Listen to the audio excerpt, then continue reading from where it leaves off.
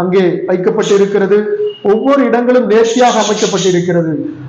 அடித்தளமே ரத்தின கற்களை கொண்டு அலங்கரிக்கப்பட்டிருந்தால், உங்களுடைய வாசஸ்தலங்கள், உங்களுக்காக ஏற்படுத்தப்பட்ட அரண்மனை போன்ற வீடு எப்படிப்பட்ட கற்களை கொண்டு எவ்விதமாக அலங்கரிக்கப்பட்டிருக்கும் என்று கொஞ்சம் சிந்தித்து பாருங்கள். இங்கே நாம் எஸ்தர் ராஜாத்தியை குறித்து சில வார்த்தைகளை பார்க்கலாம். எஸ்தர் ராஜாத்தி, எஸ்தரின் புஸ்தகம் 2ஆம் அதிகாரம் 12வது வசனத்திலே குறிப்பிடப்பட்டுள்ளது.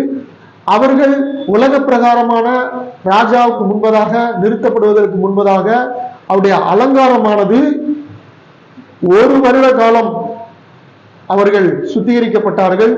எண்ணெயை கொண்டு, சுகந்த வர்க்கங்களை கொண்டு, இன்னும் பெண்களுக்கான காஸ்மெட்டிக்ஸ் அதை கொண்டு, மற்றும் அலங்காரமான ஆடைகளை கொண்டு, இப்படி 1 வருட காலம் அவர்கள் அலங்கரிக்கப்பட்டார்கள் ராஜாவுக்கு முன்பதாக கொண்டு நிறுத்தப்படுவதற்காக. ஏனென்றால் எஸ்தர் ராஜாத்தி இப்பொழுது அகஸ்வேரு ராஜாவின் மனைவியாக, ராணியாக அவர்கள் மாறப்போகிறார்கள். அதற்காக அவர்களை அரண்மனையிலே கன்னி மாடத்திலே வைத்திருந்து சகலவித அலங்காரங்களினாலும் சுத்திகரிப்புகளினாலும் அவர்களை அலங்கரித்தார்கள் என்று குறிப்பிடப்பட்டுள்ளது. அலங்கரிக்கப்பட்ட அந்த எஸ்தர் ராஜாத்தி ராஜா முன்பதாக நின்ற பொழுது அவருடைய கண்களிலே இரக்கமும் அன்பும் கிடைத்தது, தயவும் கிடைத்தது. எஸ்தர் ராஜாத்தின் அடையாளமாக எஸ்தர் ராஜாத்தி அவர்கள் அழகு நிறைந்த ஒரு பெண், அதோடு கூட தன்னுடைய தகப்பனாகிய மொர்தெகாய்க்கு கீழ்ப்படியில் உள்ள ஒரு பெண். அவர்கள் யூத ஜனங்களை ஆமானுடைய கைக்கு அவர்கள் விலக்கி மீட்டு அந்த யூத ஜனங்களை காப்பாற்றினார்கள் என்பதாக குறிப்பிடப்பட்டுள்ளது.